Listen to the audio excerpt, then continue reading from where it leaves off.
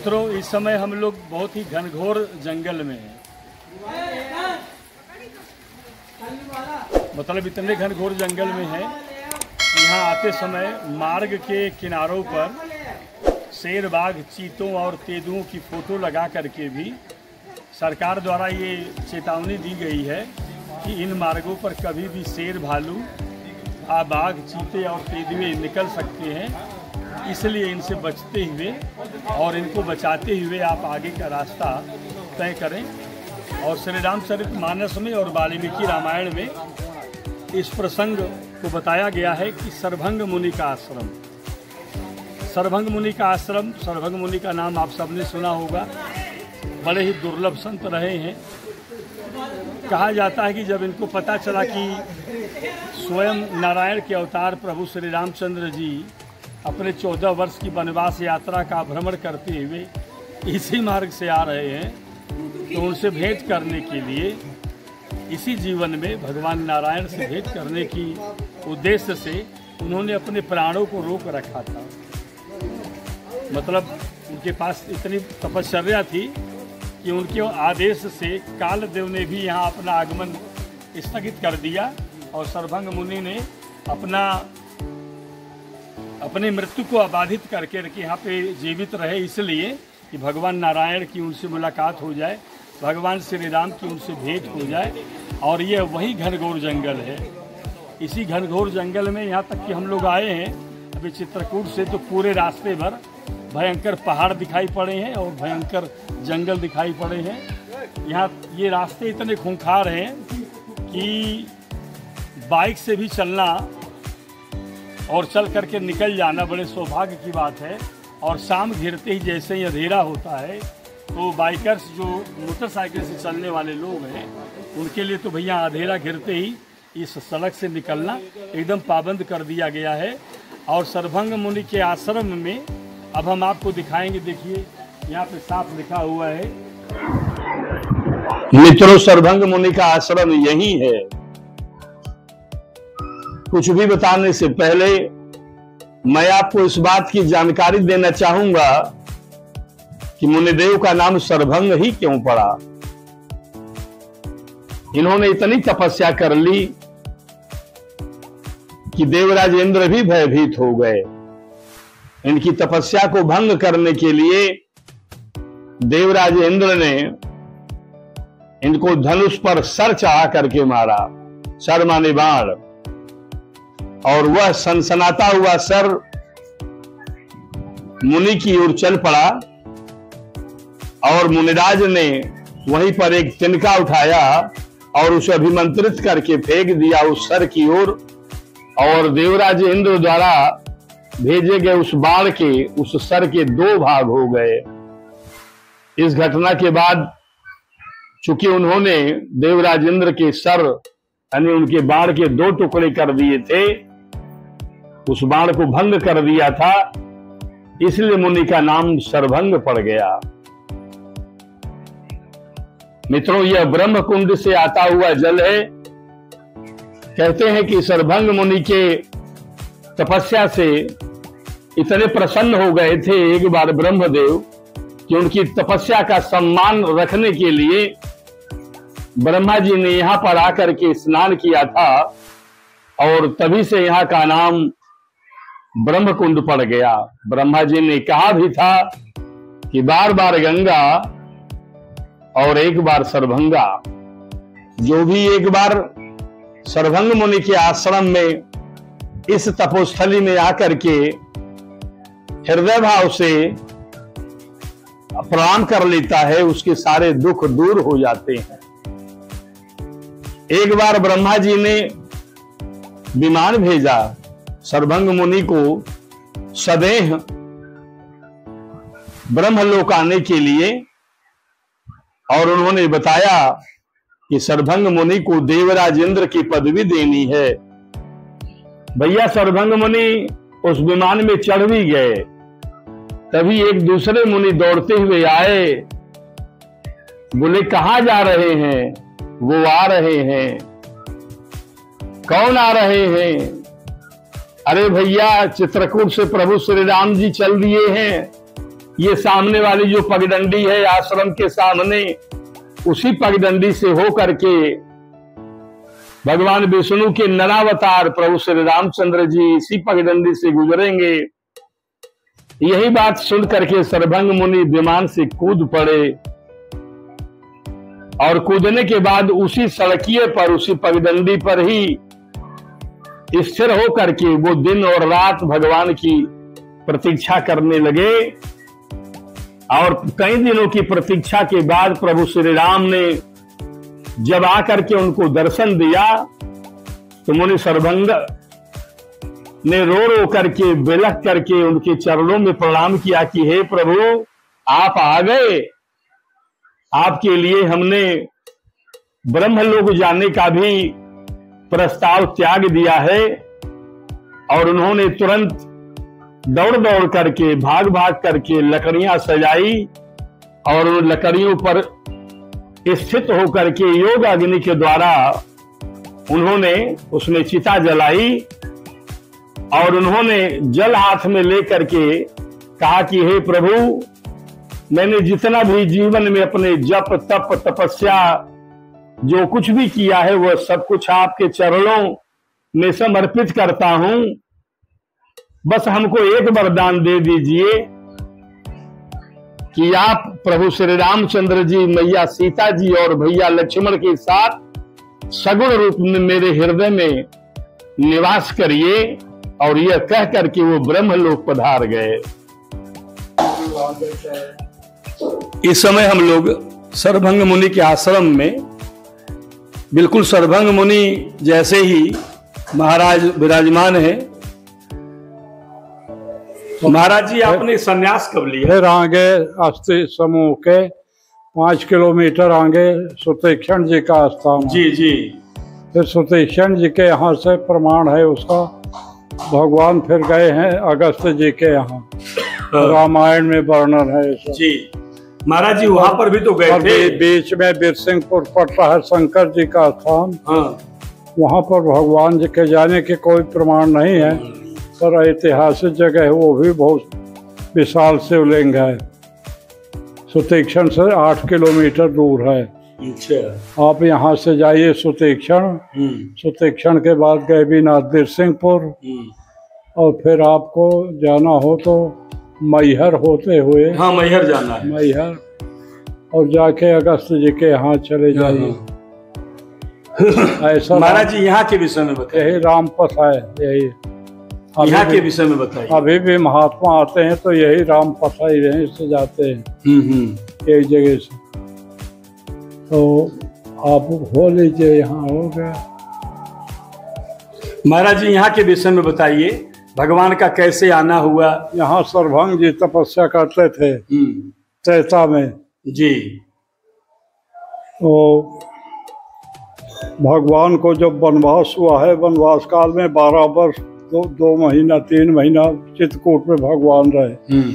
फिर लंका तक जाना था जी, वहाँ से भगवान चल दिए थे। इधर सरभंग जी को मालूम हो गया था कि भगवान वहाँ से आ रहे हैं, और सरभंग जी की आयु पूरी हो गई थी। तो अपनी आयु को रोक के भगवान के दर्शन के लिए रुके रहे आए। भगवान को आने में समय कुछ ज़्यादा लग गया, कुछ संसुईया में समय लगा। और फिर विराट नाम का एक राक्षस जंगल में रहता था, वो भगवान को घेर दिया था, इधर आने नहीं दे रहा था। वो लड़ने लगा, उसमें ब्रह्मा विष्णु शंकर सब घबरा गए थे कि भगवान पहले घिर गए, लंका तक कैसे जा पाएंगे। तो ऊपर से विमान से लड़ाई ब्रह्मा विष्णु शंकर सब देख रहे थे। बताते हैं महात्मा लोग कई दिन तक लड़ता रहा। फिर जब वो थक गया तो भगवान लखनलाल से बोले कि गड्ढा खोद के इसको मार के दबा दो। अभी भी हजारों मीटर लंबा चौड़ा गहरा विराट कुंड है जंगल में। उसको मारने के बाद फिर भगवान यहाँ आए। पर जब उसको वध कर दिए तो सब पुष्पों की वर्षा करते हुए जय जयकार करते हुए चले गए। ब्रह्मा जी ने राजायन से कहा कि आप विमान लेके जाइए, सरभंग जी को ब्रह्मलोक ले आइए। वहाँ पर अपनी आयु को रोके बैठे हुए राजायन विमान लेके आए। सरभंग जी से बोले आप जल्दी विमान पर बैठिए, आपको पितामह ब्रह्मा जी बुलाए, ब्रह्मलोक चलो। तो सर्वभंग जी ने कहा कि आप बहुत जल्दी जल्दी कर रहे हैं। तो राजा जी ने कहा कि भगवान राम जी आ गए हैं, तो हम मिलना नहीं चाहते हैं, इसलिए आप जल्दी चलिए। सर्वभंग ने कहा हम तो भगवान के प्रतीक्षा में बहुत दिन से आयु को रोके बैठे हुए, आपको अगर जल्दी है तो आप विमान लेके वापस हो जाइए, हम ब्रह्मलोक नहीं जाएंगे। तो राजा इन विमान लेके वापस हो गए। पीछे से भगवान आ जाते हैं। भगवान ने पूछा कि भी विमान से कौन आया था। सर्वभंग ने बताया कि जात रहो बिरंज के धामा, श्रवण सुनो ये हैं रामा। मैं ब्रह्मा जी के धाम को जा रहा था, तो सुना कि आप यहाँ आ गए, मैं रुक गया हूँ। आप तब तक सामने तीनों मूर्ति खड़े रहिए जब तक मैं आप में ब्रह्मलीन न हो जाऊं। वो पहले से लकड़ी की सब चिता उता बना के वो तैयार थे। उसी में बैठ के योगाग्नि जोग जग जब तब व्रत कीन्हा, प्रभु कह दे भगत बरलीना। अस कही योग अगिन तंजारा, राम कृपा वैकुंठ सिधारा। जो भी योग जग तपस्या तो वो भगवान में अर्पण करके अयोगाग्नि प्रकट करके भगवान के सामने शरीर को भस्म कर दे। फिर इसके आगे जयपुर रघुनाथ चले बने आगे, मुनिवर वृंद विपुल संग लागे। अस्थि समूह देख रघुराया, पूछे मुनि लागत दाया। आगे हड्डी का पहाड़ अस्थि समूह है। फिर उसके आगे ऋषि अगस्त्य से सुजाना, नाम सुतीक्षण रथ भगवान। फिर सुतीक्षण जी का है। फिर इसी तरह से आप पूछते चले जाइएगा। महाराज जी एक बात पूछना है कि अभी भी आपके जैसे आपके रूप में जो ऋषि मुनि तपस्या में लीन हैं, क्योंकि जंगल भी वही है, भयंकर जंगल है, और आप जैसे मुनि लोग, ऋषि लोग जो कि तपस्या में यहां पर लीन हैं, तो प्रभु श्री राम आप लोगों के अनुभव में कितना आते हैं? अब यह तो कुछ समझ में नहीं आता कि किस भेष से भगवान आ गए सामने। अब हम लोग तो जानते नहीं, भगवान तो ऐसे उस तरह से अपना भेष बना के। भगवान ने कभी कोई लीला ऐसी दिखाई? कोई एक लीला का जिक्र करिए। उस तरह से हमको दर्शन नहीं हुए। अब यही अब सब पब्लिक आती है, सब संत महात्मा आते हैं, सब में भगवान के दर्शन करते रहते हैं। सब भगवान का स्वरूप उस तरह से नहीं दिखता। अब आते हैं लोग, बहुत पैदल आते हैं, कोई लेटे लेटे परिक्रमा लगाता है, कोई कुछ आता। महाराज जी लोग नाम जप को बड़ा महत्व दे रहे हैं। लोग नाम जप को बड़ा महत्व देते हैं। नाम है सत्य, और कुछ संसार की हर वस्तु नाशवान है। आप खोजिए, कोई भी चीज के पर नजर डालिए, चाहे अपना परिवार हो चाहे कोई हो, उस पर नजर डालिए तो उसमें समझ में आ जाएगा कि इनको भी मर जाना है, हमको भी मर जाना। जो पैदा हुआ है वो नष्ट होगा।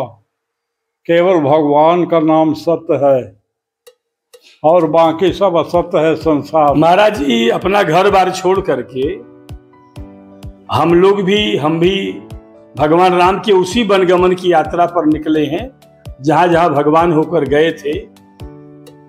तो क्या हम आपका आशीर्वाद पाने के पात्र हैं कि हमारी ये यात्रा पूरी हो? अब आप कर्तव्य करिए, फल की इच्छा न करिए। भगवान सब जानते हैं, सबको परिश्रम का फल देते हैं। लाखों आदमी आता है, तो जिसकी जैसी श्रद्धा भक्ति है उस तरह का फल लेके यहाँ से जाता है। सब जगह हम भले रातों दिन माला जपते रहे, हमारी अगर श्रद्धा भक्ति निष्कपट नहीं है तो हमको कुछ नहीं मिलेगा। लेकिन महाराज जी लोग कहते हैं कि जो नाम जप करता है वो अपने आप विकार रहित हो जाता है। उस संशय तो है, ये है नाम जपना चाहिए। क्योंकि नाम जप अगर आदमी करता है तो उसके अंदर के जो मोह, लोभ इत्यादि जो विकार हैं वो अपने आप धीरे धीरे शांत हो जाते हैं, खत्म हो जाते हैं। हाँ, वो सब अभ्यास से शांत होता है। हाँ हाँ, एकदम से कोई चाहे कि सब विकार हट जाए, हाँ हाँ, तो मुश्किल है। वो अनवरत करना पड़ेगा। साधु हो चाहे महात्मा हो, धीरे धीरे अभ्यास करने पर, धीरे धीरे हर चीज का त्याग करने पर वो मिलता है, एकदम से नहीं मिलता। हम चाहें कि रातों दिन तो ऐसा नहीं, नियम से जो होता है और ध्यान से भक्ति की जाती है वो मिलती है। और दिखाने के लिए जो किया जाता है वो हमको नहीं मिला, देखने वाले को मिलता है। वो सब भले माला हम जपते रहे, दूसरे को दिखाने का पाखंड करते रहते हैं तो हमारे लिए हम मेहनत भर करेंगे वो सब पाएंगे, और जो गुप्त जितना गुप्त करेंगे हम वो हमको मिलेगा। महाराज जी, इस समय इस शरीर का नाम क्या है? इस देह का नाम क्या है? मेरा राम शिरोमणि दास, सरभंग आश्रम, सतना, मध्य प्रदेश।